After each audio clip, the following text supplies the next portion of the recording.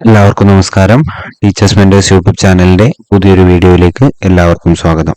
ഇന്ന് ഞാൻ നിങ്ങളുടെ മുന്നിൽ എത്തിയിരിക്കുന്നത് 8ാം ക്ലാസ് ബേസിക് സയൻസ് അതിൽ 5ാമത്തെ ചാപ്റ്റർ കെമിസ്ട്രി ഭാഗത്താണ് വരിക.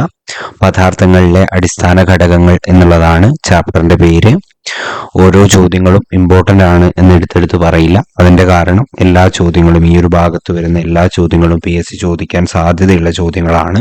അപ്പൊ അതിന്റെ ഇമ്പോർട്ടൻസ് മനസ്സിലാക്കിക്കൊണ്ട് തന്നെ പഠിക്കാൻ ശ്രമിക്കുക. നമുക്ക് എത്രയും പെട്ടെന്ന് ഓരോരോ ചോദ്യങ്ങളിലേക്ക് പോവാം. പഞ്ചസാരയിലെ അടിസ്ഥാന ഘടകങ്ങളാണ് കാർബണും ജലവും. പഞ്ചസാരയിലെ അടിസ്ഥാന ഘടകങ്ങളാണ് കാർബണും ജലവും. ജലത്തിലൂടെ വൈദ്യുതി കടത്തിവിട്ടാൽ അതിനെ ഹൈഡ്രജനും ഓക്സിജനുമായി വിഭജിക്കാമെന്ന് കണ്ടുപിടിച്ചത് സർ ഹംഫ്രി ഡേവിയാണ്. ജലത്തിലൂടെ വൈദ്യുതി കടത്തിവിട്ടാൽ അതിനെ ഹൈഡ്രജനും ഓക്സിജനുമായി വിഭജിക്കാമെന്ന് കണ്ടെത്തിയത് സർ ഹംഫ്രി ഡേവിയാണ്. ഹൈഡ്രജൻ ഓക്സിജനിൽ കത്തുമ്പോൾ ജലമുണ്ടാകുമെന്ന് കണ്ടുപിടിച്ചത് ഹെൻറി കാവൻഡിഷ് ആണ്. ഹൈഡ്രജൻ ഓക്സിജനുമായി കത്തുമ്പോൾ ജലമുണ്ടാകുമെന്ന് കണ്ടുപിടിച്ചത് ഹെൻറി കാവൻഡിഷ് ആണ്. രാസപ്രക്രിയയിലൂടെ വിഘടിച്ച് ഘടകങ്ങളാവാൻ സാധിക്കാത്ത ശുദ്ധപദാർത്ഥങ്ങൾ അറിയപ്പെടുന്നത് മൂലകങ്ങൾ എന്നാണ്. രാസപ്രക്രിയയിലൂടെ വിഘടിച്ച് ഘടകങ്ങളാകാൻ സാധിക്കാത്ത ശുദ്ധപദാർത്ഥങ്ങൾ അറിയപ്പെടുന്നത് മൂലകങ്ങൾ എന്നാണ്. രണ്ടോ അതിലധികമോ മൂലകങ്ങൾ രാസപ്രക്രിയയിലൂടെ ചേർന്നുണ്ടാകുന്ന പദാർത്ഥങ്ങൾ അറിയപ്പെടുന്നത് സംയുക്തങ്ങൾ എന്നാണ്. രണ്ടോ അതിലധികമോ മൂലകങ്ങൾ രാസപ്രക്രിയയിലൂടെ ചേർന്നുണ്ടാകുന്ന പദാർത്ഥങ്ങൾ അറിയപ്പെടുന്നത് സംയുക്തങ്ങൾ എന്നാണ്. സംയുക്തങ്ങൾക്ക് ഉദാഹരണങ്ങളാണ് ജലം, പഞ്ചസാര എന്നിവ. സംയുക്തങ്ങൾക്ക് ഉദാഹരണങ്ങളാണ് ജലം, പഞ്ചസാര എന്നിവ.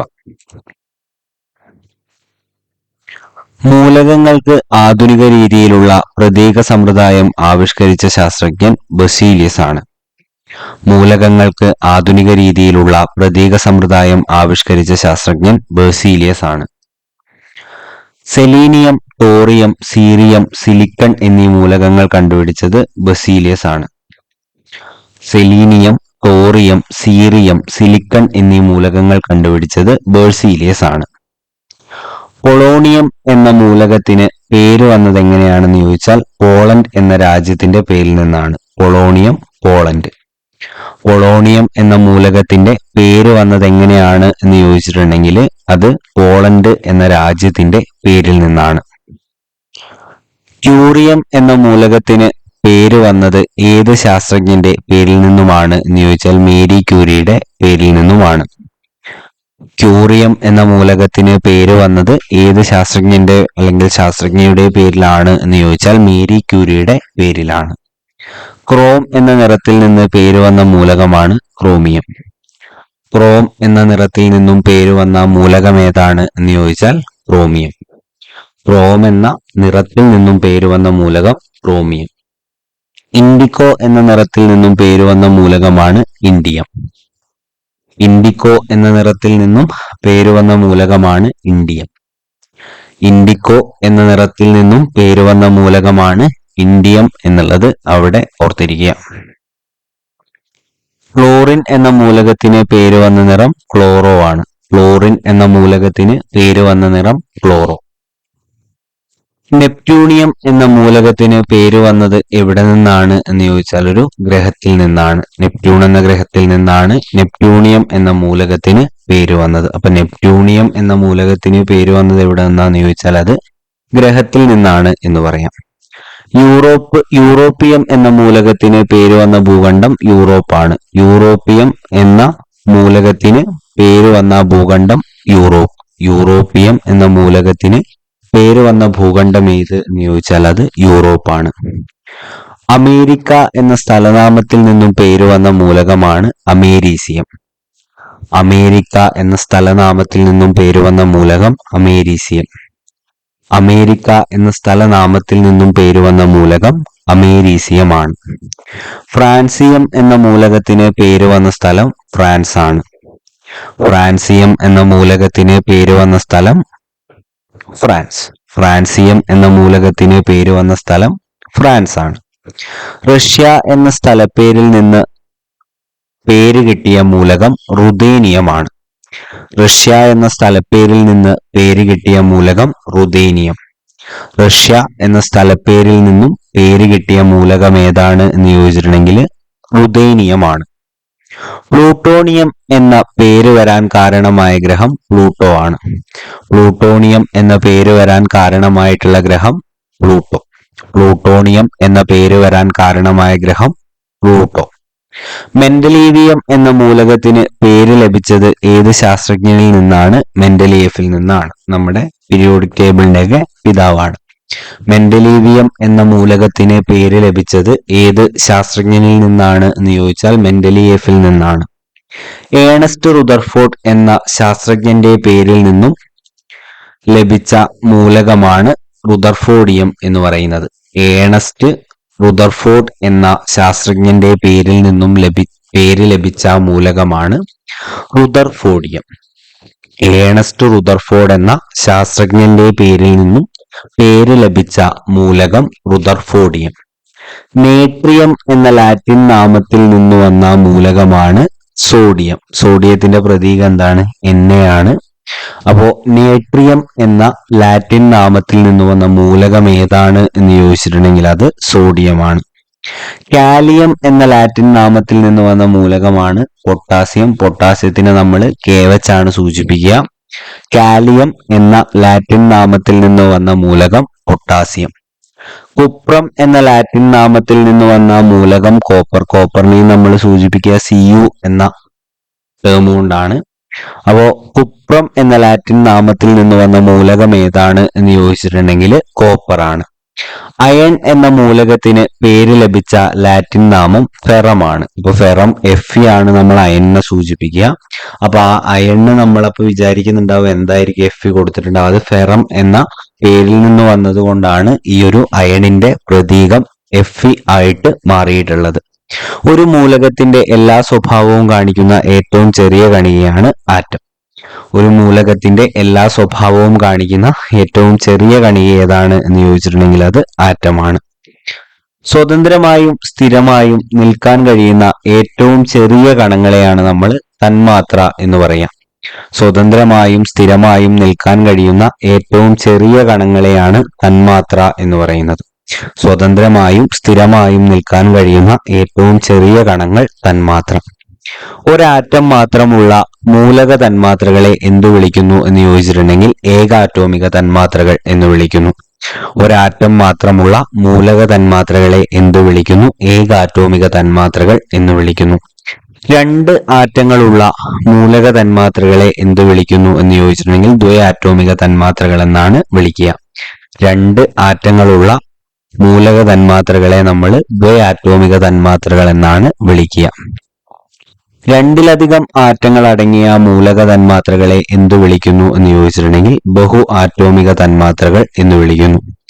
രണ്ടിലധികം ആറ്റങ്ങൾ അടങ്ങിയ, അപ്പോൾ ഒന്നാണെങ്കിൽ ഏകാറ്റോമിക തന്മാത്രകള്, രണ്ടാണെങ്കിൽ ദ്വയാറ്റോമിക തന്മാത്രകള്, മൂന്നാമത്തെ രണ്ടിലധികം ആറ്റങ്ങൾ ഉണ്ടെങ്കിൽ അതിനെ ബഹു ആറ്റോമിക തന്മാത്രകൾ എന്നാണ് വിളിക്കുക. ഏകാറ്റോമിക തന്മാത്രകളിൽ പ്രതീകത്തിന്റെ ഇടതുവശത്ത് എഴുതുന്ന സംഖ്യ എന്തിനെ സൂചിപ്പിക്കുന്നു എന്ന് ചോദിച്ചിട്ടുണ്ടെങ്കിൽ ആറ്റങ്ങളുടെയും തന്മാത്രകളുടെയും എണ്ണത്തെയാണ് സൂചിപ്പിക്കുന്നത്. ഏകാറ്റോമിക തന്മാത്രകളിൽ പ്രതീകത്തിന്റെ ഇടതുവശത്ത് എഴുതുന്ന സംഖ്യ എന്തിനെ സൂചിപ്പിക്കുന്നു എന്ന് ചോദിച്ചിട്ടുണ്ടെങ്കിൽ ആറ്റങ്ങളുടെയും തന്മാത്രകളുടെയും എണ്ണത്തെയാണ് അത് സൂചിപ്പിക്കുന്നത്. ബഹു ആറ്റോമിക തന്മാത്രകളിൽ പ്രതീകത്തിന്റെ ചുവടെ വലതുവശത്ത് എഴുതുന്ന സംഖ്യയെ സൂചിപ്പിക്കുന്നത് തന്മാത്രയുടെ ഭാഗമായി നിൽക്കുന്ന ആറ്റങ്ങളുടെ എണ്ണത്തെയാണ് സൂചിപ്പിക്കുന്നത്. ബഹു ആറ്റോമിക തന്മാത്രകളിൽ പ്രതീകത്തിന്റെ ചുവടെ വലതുവശത്ത് എഴുതുന്ന സംഖ്യയെ സൂചിപ്പിക്കുന്നത് തന്മാത്രയുടെ ഭാഗമായി നിൽക്കുന്ന ആറ്റങ്ങളുടെ എണ്ണത്തെയാണ്. ബഹു ആറ്റോമിക തന്മാത്രകളിൽ പ്രതീകത്തിന്റെ ചുവടെ വലതുവശത്ത് എഴുതുന്ന സംഖ്യയെ സൂചിപ്പിക്കുന്നത് തന്മാത്രയുടെ ഭാഗമായി സൂചിപ്പിക്കുന്ന ആറ്റങ്ങളുടെ എണ്ണത്തെയാണ്. തന്മാത്രയുടെ ഇടതുവശത്ത് സൂചിപ്പിക്കുന്നത് തന്മാത്രകളുടെ ആകെ എണ്ണമാണ്. തന്മാത്രകളുടെ ഇടതുവശത്ത് സൂചിപ്പിക്കുന്നത് തന്മാത്രകളുടെ ആകെ എണ്ണം. ആറ്റം എന്ന വാക്കുണ്ടായ പദം ആറ്റമോസ് എന്ന ലാറ്റിൻ പദത്തിൽ നിന്നാണ്. ആറ്റം എന്ന വാക്കുണ്ടായ പദം ആറ്റമോസ് എന്ന ലാറ്റിൻ പദത്തിൽ നിന്നാണ്. ആറ്റമോസ് എന്ന വാക്കിന്റെ അർത്ഥം വിഭജിക്കാൻ കഴിയാത്തത് എന്നാണ്. ആറ്റമോസ് എന്ന വാക്കിന്റെ അർത്ഥം വിഭജിക്കാൻ കഴിയാത്തത് എന്നാണ്. സ്വർണത്തിന്റെ ഒരാറ്റത്തിന്റെ വ്യാസം 0.70 സെന്റിമീറ്റർ ആണ്. സ്വർണത്തിന്റെ ഒരാറ്റത്തിന്റെ വ്യാസം 0.00000254 സെന്റിമീറ്റർ ആണ് എന്നുള്ളതൊന്ന് ഓർത്തിരിക്കുക. ആധുനിക ആറ്റം സിദ്ധാന്തം ആവിഷ്കരിച്ച ശാസ്ത്രജ്ഞൻ ജോൺ ഡാൾട്ടൺ ആണ്. ആധുനിക ആറ്റം സിദ്ധാന്തം ആവിഷ്കരിച്ച ശാസ്ത്രജ്ഞൻ ജോൺ ഡാൾട്ടൺ. കാർബൺ ഡയോക്സൈഡിലെ ആറ്റങ്ങൾ നമുക്കറിയായിരിക്കും, കാർബണും ഓക്സിജനും. കാർബൺ ഡയോക്സൈഡിലെ ആറ്റങ്ങൾ ഏതൊക്കെയാണെന്ന് ചോദിച്ചാൽ കാർബൺ ഉണ്ടാവും, ഓക്സിജൻ ഉണ്ടാവും. ഹൈഡ്രജൻ ക്ലോറൈഡിലെ ആറ്റങ്ങൾ ഹൈഡ്രജനും ക്ലോറിനുമാണ്. ഹൈഡ്രജൻ ക്ലോറൈഡിലെ ആറ്റങ്ങൾ ഹൈഡ്രജനും ക്ലോറിനുമാണ്, HCl. ഇനി ജലത്തിലെ ആറ്റങ്ങൾ, ജലത്തിന്റെ ഒരു രാസസൂത്രം H2O ആണ്. ഹൈഡ്രജനും ഓക്സിജനുമാണ് ജലത്തിലുള്ളത്. ഹൈഡ്രജനും ഓക്സിജനും, ജലത്തിലെ ആറ്റങ്ങൾ ഹൈഡ്രജനും ഓക്സിജനും. ഇനി പഞ്ചസാരയിലെ ആറ്റങ്ങൾ നോക്കുകയാണെങ്കിൽ കാർബൺ ഉണ്ട്, ഹൈഡ്രജൻ ഉണ്ട്, ഓക്സിജൻ ഉണ്ട്.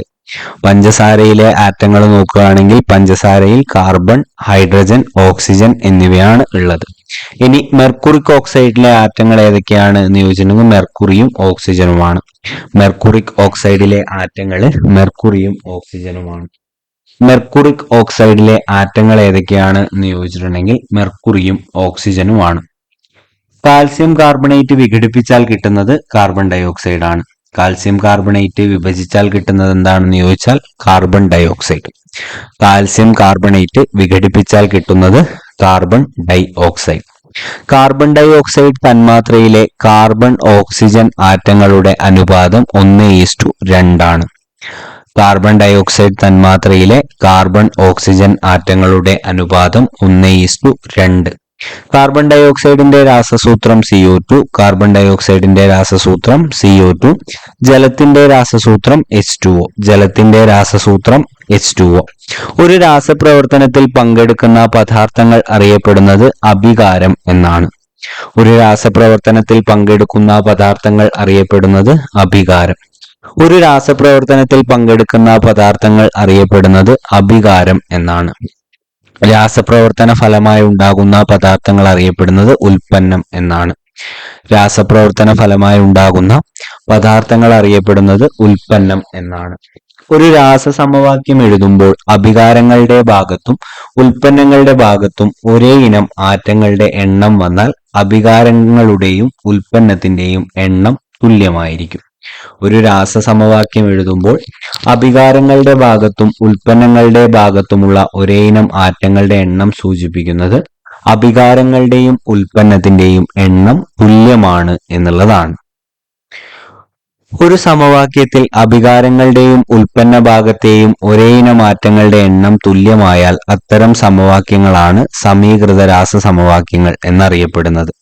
ഒരു സമവാക്യത്തിൽ അഭികാരങ്ങളുടെയും ഉൽപ്പന്ന ഭാഗത്തെയും ഒരേ ഇനം ആറ്റങ്ങളുടെ എണ്ണം തുല്യമായാൽ ഇത്തരം സമവാക്യങ്ങൾ സമീകൃത രാസസമവാക്യം എന്ന പേരിലാണ് അറിയപ്പെടുക. ഇത്രയുമാണ് ഈ ഒരു ചാപ്റ്ററിൽ പറഞ്ഞിരിക്കുന്ന ഏറ്റവും പ്രധാനപ്പെട്ട PSC ചോദിക്കാൻ സാധ്യതയുള്ള ചോദ്യങ്ങൾ.